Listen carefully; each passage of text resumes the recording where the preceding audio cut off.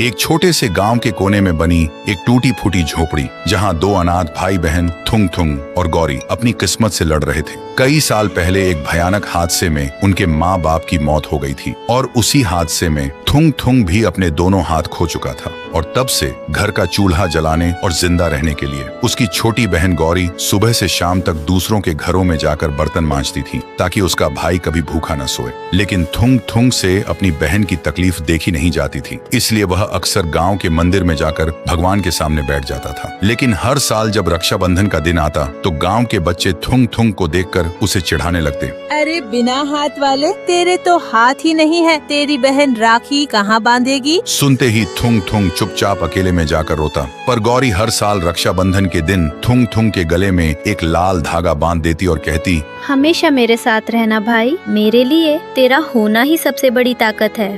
लेकिन एक साल रक्षाबंधन से एक रात पहले किस्मत ने ऐसी करवट ली कि सब बिखर गया। गौरी को तेज बुखार ने घेर लिया। वह बिस्तर पर बेहोश पड़ी थी और उसकी सांसें धीमी पड़ती जा रही थी। थुंग थुंग मदद के लिए चीख चीख कर गांव वालों के दरवाजे खटखटाने लगा, लेकिन किसी ने दरवाजा नहीं खोला और हार कर वह अपनी बहन के पास लौट आया। अपनी बहन को इस हालत में देखकर पहली बार उसे अपनी लाचारी पर इतना गुस्सा और दुख हुआ कि वह टूट गया। वह न तो अपनी बहन को गोद में उठा सकता था, न उसके माथे पर ठंडी पट्टी रख सकता था और न ही दवा लाने के लिए कुछ कर सकता था। अपनी लाचारी से टूटकर थुंग थुंग दौड़ता हुआ गांव के मंदिर में पहुंचा और घुटनों के बल बैठकर रोते हुए चीख कर बोला, मैंने आज तक तुझसे कुछ नहीं मांगा माँ, लेकिन आज पहली बार कुछ मांग रहा हूँ। मेरी मासूम बहन को बचा ले माँ, बदले में मेरी दोनों आंखें ले ले, मेरी जान ले ले, लेकिन मेरी बहन को कुछ मत होने देना माँ। तभी हवा तेज होने लगी, आसमान में बिजली कड़कने लगी और मंदिर की घंटी अपने आप बजने लगी। फिर सुबह जब गौरी की आंखें खुली तो वह बिल्कुल ठीक थी और वह उठकर थुंग थुंग को ढूंढने लगी, पर थुंग थुंग कहीं नहीं था। गौरी घबरा गई और उसे ढूंढते ढूंढते जब मंदिर के पास पहुंची तो देखा वहां लोगों की भीड़ लगी थी। गौरी को कुछ समझ नहीं आया और वह भीड़ को चीरते हुए अंदर गई और जो देखा उसकी आंखों में आंसू आ गए। थुंग थुंग बेहोश पड़ा था और उसके दोनों हाथ बिल्कुल ठीक थे, लेकिन थुंग थुंग को जब होश आया तो वह अपने हाथों को देखकर हैरान था। उसे समझ नहीं आ रहा था ये चमत्कार कैसे हुआ, लेकिन गौरी को समझ आ गया था ये कुलदेवी माँ का चमत्कार है। तभी भीड़ में से एक बच्चा राखी की थाली लेकर थुंग थुंग के पास आया और बोला, थुंग थुंग भैया, आज तो आपकी बहन आपको राखी बांधेगी ना? यह सुनते ही थुंग थुंग की आंखों में आंसू आ गए। फिर पहली बार सबके सामने गौरी ने अपने भाई को राखी बांधी और अपने भाई का हाथ पकड़कर पूरे गांव में घूमने लगी। तो दोस्तों, राखी सिर्फ एक धागा नहीं बल्कि एक ऐसा रिश्ता है जो मुश्किल वक्त में भी साथ नहीं छोड़ता। वीडियो अच्छा लगा हो तो एक लाइक जरूर करना। एक गांव था जो बाहर से बहुत अमीर और चमचमाता हुआ दिखता था।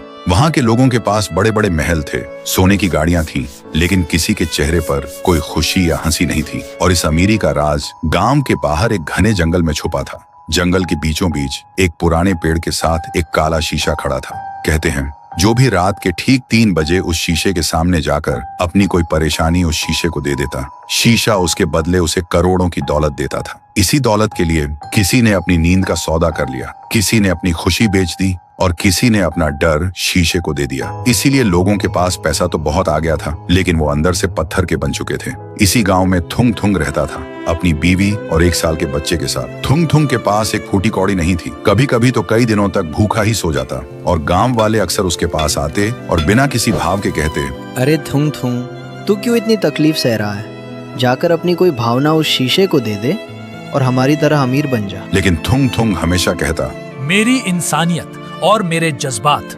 किसी दौलत से ज्यादा कीमती है। पर कहते हैं ना, गरीबी इंसान को कुछ भी करने पर मजबूर कर देती है। एक दिन थुंग थुंग जब काम से घर लौटा तो उसने देखा उसकी बीवी भूख से हार कर मिट्टी खा रही थी। ये देखते ही थुंग थुंग टूट गया और खुद से ही पूछने लगा, क्या फायदा ऐसी इंसानियत का जब अपना ही परिवार भूखा मर रहा हो। और वो रात के अंधेरे में उस काले शीशे के पास पहुंच ही गया। शीशे के अंदर से एक खौफनाक लाल रोशनी जगमगा रही थी।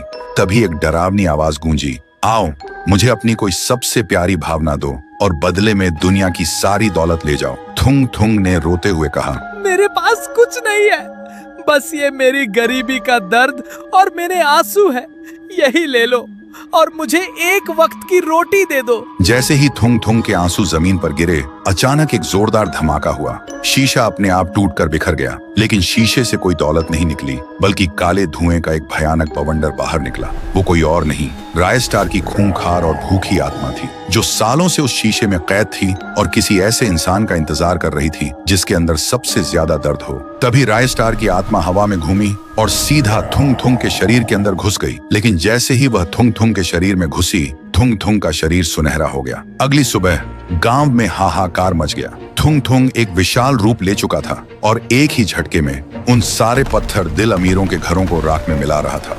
तभी वहां एक बाबा आया। बाबा ने अपनी जादुई ढाल आगे करते हुए चिल्लाकर कहा, रुक जाओ रायस्टार, इस बेकसूर थुंग थुंग के शरीर को छोड़ दो।